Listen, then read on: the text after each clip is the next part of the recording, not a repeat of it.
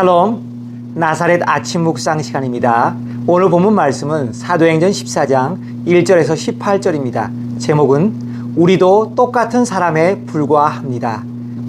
우리도 똑같은 사람에 불과합니다입니다. 제14장.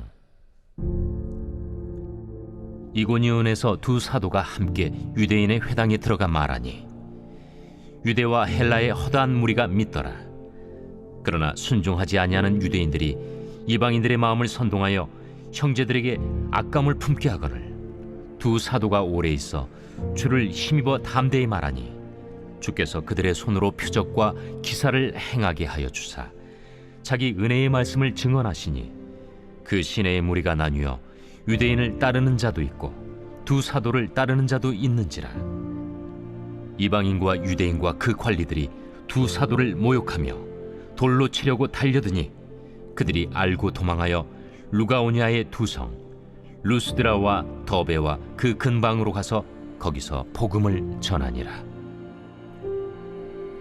루스드라에 발을 쓰지 못하는 한 사람이 앉아 있는데 나면서 걷지 못하게 되어 걸어본 적이 없는 자라. 바울이 말하는 것을 듣거늘 바울이 주목하여 구원받을 만한 믿음이 그에게 있는 것을 보고 큰 소리로 내 발로 바로 일어서라. 그 사람이 일어나 걷는지라. 무리가 바울이 한 일을 보고 루가오냐 방언으로 소리질러 이르되 신들이 사람의 형상으로 우리 가운데 내려오셨다. 바나바는 제우스라 하고 바울은 그 중에 말하는 자이므로 헤르메스라 하더라. 시외 제우스 신당의 제사장이 소와 화환들을 가지고 대문 앞에 와서 무리와 함께 제사하고자 하니 두 사도 바나바와 바울이 듣고 옷을 찢고 무리 가운데 뛰어들어가서 소리질러 여러분이여, 어찌하여 이러한 일을 하느냐?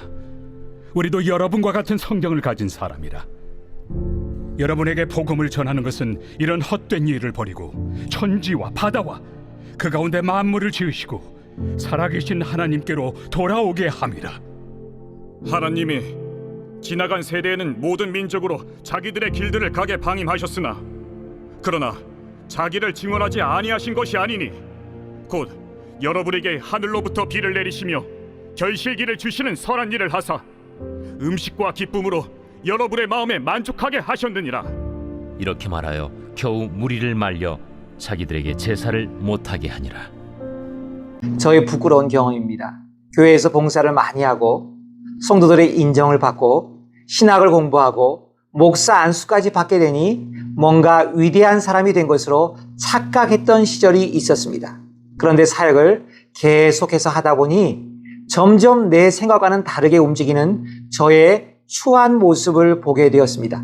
더 정확히 말하면 끊임없이 범죄하며 실수하는 나 자신의 적나라한 죄된 모습을 깨닫게 된 것입니다.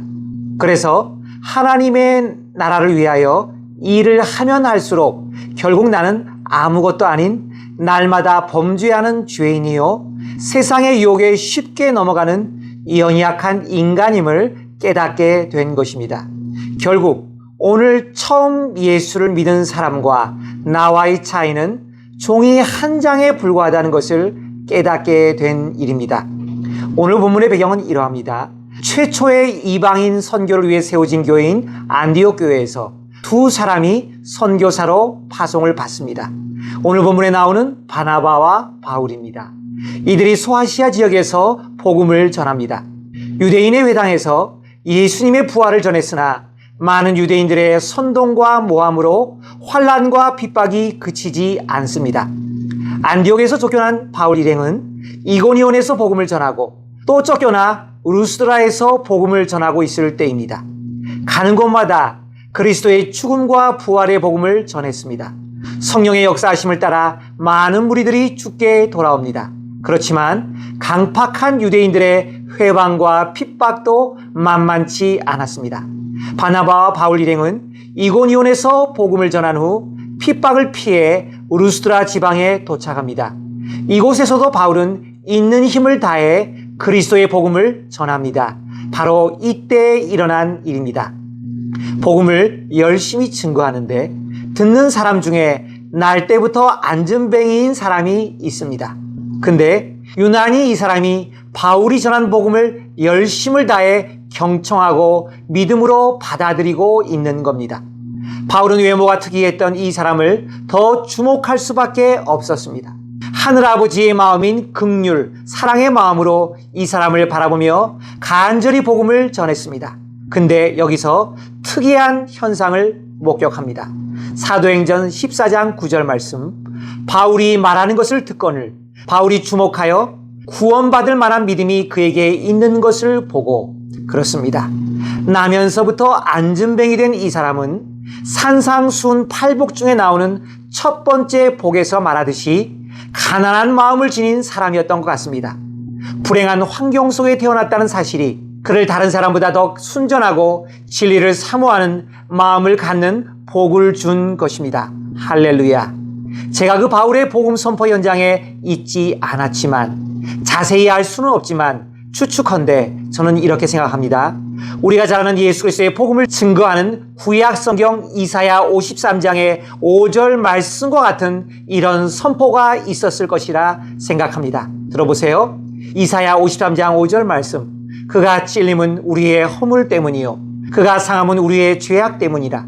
그가 징계를 받음으로 우리는 평화를 누리고 그가 채찍에 맞음으로 우리는 나음을 받았도다. 아멘. 그러자 이 안진뱅이는 우리를 사랑하사 자기 몸을 버리신 예수 그리스도를 믿는 믿음이 들어왔습니다. 생겼습니다. 이제는 하나님의 아들 되신 그리스도의 보혈의 피를 믿을 때 자기 영혼의 구원뿐만 아니라 자기 육신의 구원까지도 능히 가능함을 믿고 눈치채고 있었던 것입니다. 할렐루야. 그러자 이 안진뱅이는 이렇게 눈으로 설교자에게 말했던 것입니다. 예, 믿습니다. 나사렛 예수 그리스도의 긍휼과 권세는 나의 죄 문제뿐만 아니라 이 육신의 장애까지도 깨끗게 하실 줄 믿습니다. 예수님, 저를 불쌍히 여겨주세요. 말씀의 선포자인 우리들은 늘 영적으로 깨어 있어야 합니다. 오늘 본문의 바울도 분명히 그러했습니다. 성령의 충만함으로 복음만 전한 것이 아니었습니다. 복음을 듣는 청중들의 개인적인 필요와 그들의 영적 상태까지도 분명히 간파하고 있었던 것입니다. 마치 사도행전 3장에 나오는 성전 민문에 앉아 구걸하던 안진뱅이를 베드로와 요한이 고친 것처럼 바울도 이 사람에게 일어나라고 예수의 이름으로 명한 것입니다. 성경이 뭐라고 기록하고 있지요? 사도행전 14장 10절 말씀, 큰 소리로 이르되 내 발로 바로 일어서라 하니 그 사람이 일어나 걷는지라. 예, 맞습니다. 성령 충만한 선포자에 의해 온전한 그리스도의 복음이 선포될 때 청중들에게 믿음이 들어갑니다. 그 믿음은 반드시 성령의 역사를 동반합니다. 아멘. 로마서 10장 17절 말씀, 그러므로 믿음은 들음에서 나며 들음은 그리스도의 말씀으로 말미암았느니라. 할렐루야. 오늘 본문 후반부에 나옵니다. 이 사건을 보고 우르스드라 사람들은 크게 놀랍니다. 그들의 어리석은 속용과 방법대로 제우스 신과 헤르메스 신이 현현했다고 생각합니다. 제우스 신당의 제사장은 이들의 충동에 합류하여 바나바와 바울을 신으로 여겨 제사하려고까지 합니다. 여기서 다시 한번 눈여겨봐야 할 부분은 이들 두 전도자들의 반응이고 행동입니다. 사도행전 14장 14절과 15절 말씀, 두 사도 바나바와 바울이 듣고 옷을 찢고 무리 가운데에 뛰어들어가서 소리질러 15절 이르되 여러분이여 어찌하여 이러한 일을 하느냐. 우리도 여러분과 같은 성정을 가진 사람이라. 여러분에게 복음을 전하는 것은 이런 헛된 일을 버리고 천지와 바다와 그 가운데 만물을 지으시고 살아계신 하나님께로 돌아오게 함이라. 이들은 하나님이 기뻐하시는 전도자답게 그들의 신분과 처지를 분명히 알고 있었습니다. 사람을 숭배하려는 자들에게 옷을 찢으며 소리질러 분명히 선포했습니다. 우리도 여러분과 같은 성정을 가진 사람입니다. 무슨 뜻이죠? 아주 쉽게 말하면 이러합니다. 우리도 당신들과 똑같은 사람에 불과해요. 우리들과 당신과 똑같은 죄인이요. 나약한 본성의 지배를 받으며 환난이 오면 고통을 당할 수밖에 없고 쉽게 넘어지는 인간에 불과합니다. 그러니 절대로 우리를 경배하면 안 됩니다.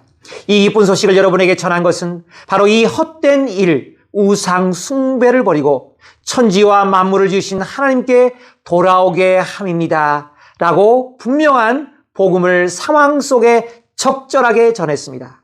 여러분, 하나님의 사람들이 흔히 빠지기 쉬운 유혹이 무엇입니까? 그리스도께서 그의 일꾼들을 불쌍히 여기사 우리들에게 성령으로 충만하게 하시고 우리를 능력의 도구로 삼으실 때가 아닙니까? 여러분이 사회 현장에서 하나님의 예비하신 놀라운 역사가 일어날 때 여러분의 마음 자세는 어떠했습니까? 오늘 본문에 나오는 두 사람처럼 진정으로 순전하고 깨끗했습니까? 하나님의 영광만을 드러내기 원했습니까? 눈꽃만치의 사심이나 교만도 생기지 않았습니까? 바라옵기는 주님 주신 순전하고 겸손한 마음이 여러분의 사역 현장 내내 가득하길 소원합니다. 기도하겠습니다. 함께 드리는 기도입니다. 긍휼과 자비가 많으신 하나님, 풍성하신 사랑으로 날 때부터 안전뱅이를 불쌍히 여겨주시니 감사합니다. 우리에게도 주님의 긍휼하심이 없이는 치료받지 못하는 감추어진 장애가 있습니다. 이 시간 불쌍히 여기시고 영육간의 우리의 장애를 치료하여 주시옵소서. 더욱 감사한 것은 이 장애인에게 허락하신 불행이 그를 가장 복된 사람으로 준비시켜 주었다는 사실입니다. 우리들도 삶의 현장에서 우리가 당한 불행을 보고 불평하고 원망하기보다 그 안에 감추인 영원한 축복을 보고 감사하게 하옵소서. 자기들의 손을 통해 베풀어진 기적과 군중들의 열광 속에서도 흔들리지 않고 순전하고 겸손한 일꾼의 자세를 지킨 바나바와 바울을 다시 생각하게 됩니다. 우리도 이 아름다운 자세를 본받게 하옵소서. 예수님의 이름으로 기도합니다. 아멘.